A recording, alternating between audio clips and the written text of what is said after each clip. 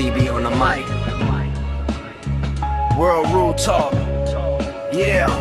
CB break it down, yeah, the host with the vision. From the classics to the new, every film get precision. Obscure reels hitting gems, yeah, we dig in the vault. Every frame get examined, every angle we talk. From the old school grain to the high def shine. Indie flicks to the hits, yeah, we cover all time. If it's cinema gold, then you know we gon' say, hit subscribe, tap in, let the critics all play. Yeah, film talk strong, never fading away. World Rule Talk forever and a day longer. Yo, what it do, ladies and gentlemen? This is your boy C. to the B. coming at y'all once again with another movie review. So, we are in week 2 of July, aka the Summer Blockbuster. And today, we're going to be talking about the original Summer Blockbuster that came out all the way back in 1975 and is also based on a book. And it has video games out there, mainly the NES game, which was not really that good at all. And the movie we're going to be talking about is Jaws. So right off the bat, I want to say this right here. This movie, another movie that should have definitely gotten R rating. So Steven Spielberg was the director of this film. Now, Spielberg is one of those directors with the Midas touch. Just about every movie he's directed was successful. Like, it was definitely success. They were definitely successful. This one here though, it had problems behind the scenes. It was a lot of problems.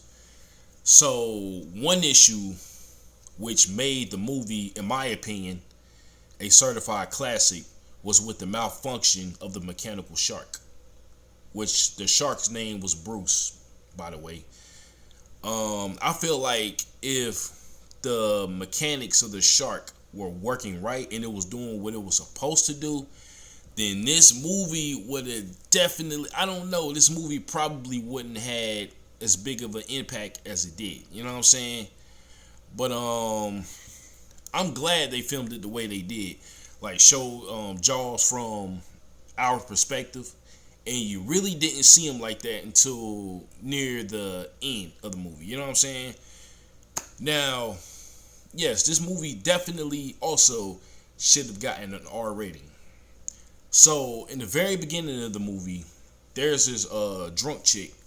You know what I'm saying? She goes out into the water, and out of nowhere, Jaws snatches her up.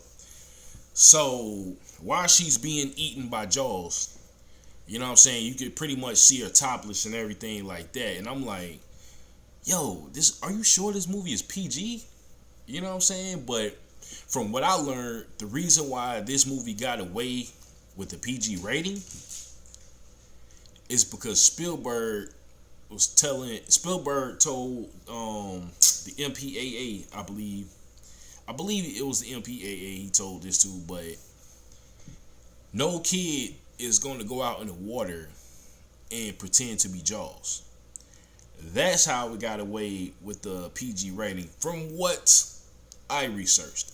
Now, that might not be true. I don't know. I wasn't there. But when this movie dropped, it was a success. Now, again, like I said before, it was a lot of problems behind the scenes. One, for an example, with Robert Shaw, who played Quint. Him and Richard Dreyfuss was not getting along at all. So if you see certain scenes in the movies, like if you see certain scenes in the movies when you're watching it, and you see that, you know, they're not getting along on the boat or whatever, that was probably real. That was probably for real, because again, behind the scenes, they weren't getting along because they said Robert Shaw kept messing with Dreyfuss. You know what I'm saying? Because at the time, Dreyfuss was a younger guy. You know what I'm saying?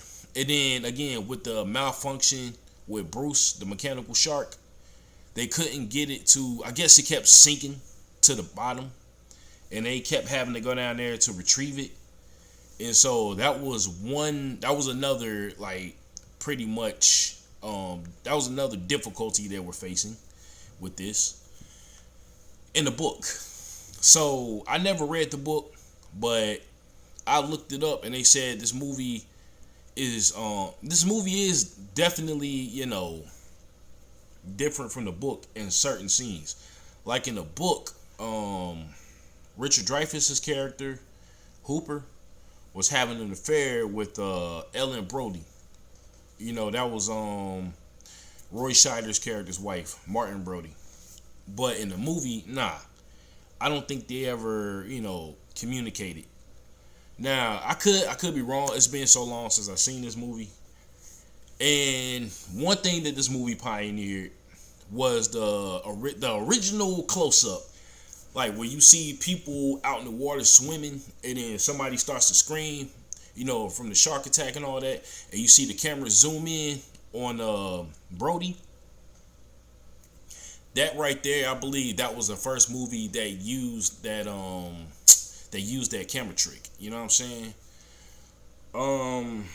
Now there are 3 sequels that I know of, because I'm not well versed on the sequels. I seen Jaws 2 maybe one time. I haven't seen the other 2 yet, but I do have them on DVD. I got Jaws, and then I got the other 3 movies in one set. You know what I'm saying? So I got to go back and watch those. But hell, I mean, there was a scene also where it was an arm that you seen, like, that was bitten off by Jaws, just chilling in the water. You know what I'm saying? And I was like, again, this movie is PG. Remember that. This movie is PG. And I think originally this movie would have definitely got an R if they would have left the scene in there, because I think it was supposed to be like a head that floated to the top of the water that took everyone by surprise. I think that would have definitely gotten it an R. You know what I'm saying? But yeah, man, at the end of the day, this movie is very watchable.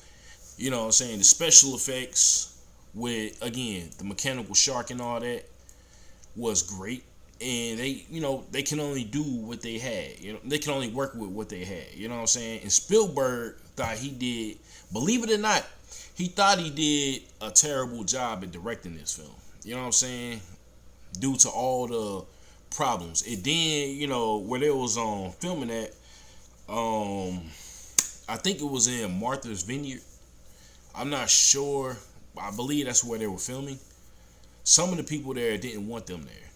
You know what I'm saying? But I guess when Spielberg took a look back at the final product before it was released, he knew it was something. You know what I'm saying? He knew this was going to be a classic film. But sadly, he didn't get the award for it. You know what I mean? Which was crazy, by the way. But I guess at the time, like Star Wars, nobody really believed. Not this film, but before Star Wars came out, nobody believed in that film. You know what I'm saying? Other than George Lucas. So Jaws definitely wasn't a AAA franchise yet.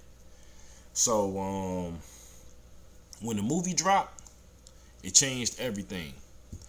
And I feel like, because of Jaws, the Summer Blockbuster is usually a 9 out of 10 movie. You know what I'm saying? So I got to thank Jaws for that. And also, they have a lot, like back in the day, they had a lot of Jaws merchandise. You know what I'm saying? You had the mask, you had the toys, you had the plushies, you had the cereal, you had all of that. Like, after the movie was released, Jaws was huge. So, if you haven't seen Jaws, just take some time out of your day, sit down, check it out, and you're going to like it. You know what I'm saying? It's a classic film, certified classic. But if you haven't seen it, also, go back and rewatch it. Maybe there's some things in the movie that you might have missed, and you probably think to yourself, oh, man, I never noticed that before. You know what I mean? So as for me, I'm definitely going to sit down and watch it again, because when I talk about a film, I do get the urge to watch it again. So yeah, this will definitely be one of those movies I'm going to take the time out and watch. But that's my review for Jaws. Like I said, I sound like a broken record, but it's just that good. It's a great film. And Check it out. And once again, I appreciate y'all for listening to me yap. You know, just talking. And we will be back here next week with another movie review. And we're going to be talking about Batman 89. So definitely stay tuned for that. I haven't seen that movie in years, so I'm looking forward to that one. And I will talk to y'all later. All right? Peace.